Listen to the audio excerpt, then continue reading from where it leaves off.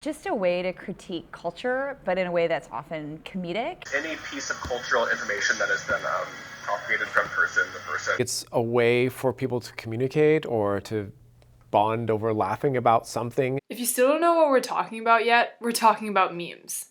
Yup, their persisting presence have built a culture with a variety of topics that cover politics, social issues, like issues in your everyday lives, dark humor. But they're also not completely unique to our generation. Historically, they display similar dynamics and parallels to neo-Dadaism. It's a movement where you put like a public toilet, like a toilet as a drinking fountain, or you do things like absurdly, and you put things out of context and out of place. And it emerges in Europe at a time when the Europeans are questioning the institution of monarchy, and they're questioning why they thought the nobility was normal and good, and they're deeply questioning why was the church maybe complicit in some of these institutions when it led to the horrors of World War I. We really live in a continuity of this broader movement where we're questioning institutions. They've kind of strived for the darker side of us since quite a couple of years ago. Things have been going downhill, at least in our perception, and memes kind of reflect that. So in a way, it's kind of a releasing of our frustrations. It's humor. It's terror disguised as humor. Besides being coping mechanisms for the social discontent about the reality of our sad state of affairs, they, in a bigger picture, just serve as social commentary to represent a viewpoint. The bromance memes between Obama and Biden can also be supportive of leadership. There's a big meme about, Kanye West running in 2020, right? Right. And I've seen polls amongst kids who show that if Kanye West ran, he would win. I've seen memes like for teachers. I think Liam Neeson, I forget, in some movie, posing and threatening, if you cheat in my class, I will find you. I will hunt you down and find you, or something like that. So again, it's a very visual way. I could just walk past his door and say, oh, he takes cheating seriously, and he's going to be sarcastic if you try to mess with him. So memes can help advocate or enforce a message being sent across. But why are these mediums specifically so popular and successful? Why are they becoming viral? The point is to be edgy and kind of provocative. Oh my god, it's just for shock value. The more compact a message is, the easier it can be shared. They do pass on through people, and they spread really quickly. Grumpy Cat, for example, it was just an image, but someone hijacked the image and they started adding weird words or whatever in text, and that's what makes internet memes very cool, because you're changing it. Since it is passed around, people can gravitate to those, and then once there are people centered around something, those people can they can interact more. Generations are marked by cultural change. The onset of the internet has led to online shopping, online education, online entertainment. It's literally its own world. Well, a virtual world. But the human desire to be understood, to be able to relate, still hasn't changed. That's why the meme renaissance is thriving.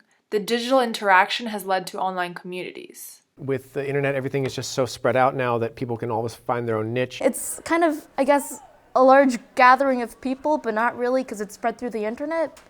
I guess it's a gathering of ideas and adding on new ideas and altering a concept. People talk about watching the same TV show 20 years ago, or all listening to the same radio program 60, 70 years ago, and now they could all be laughing about the same meme. People can reference memes here and there during conversation, or quotes that were basically memeified, if that's even a word. It is like a collective inside joke, which again can bring people together, but it can also alienate a lot of people, because it's I don't get it and it's messed up. Why are you guys laughing at this? But there are dangers in these communities, like Isabella hints at, especially when laughing about messed up jokes. They're very powerful, they're very short, but there's also something said for knowing the nuances of things, and memes don't allow for that. Once a group, especially a political one, can take a hold of memes, it could basically improve their image or ruin their image. The whole Pepe the Frog meme, that was just basically in my opinion, at least ruined or a bit demonetized by the media after it was used by some alt-right trolls. A lot of the, I guess I'd say, more experienced internet users, primarily those on 4chan, they used it as a reaction image. They just put it everywhere. they gave it a name, it's suddenly relevant, and now it's some political force. It's very strange.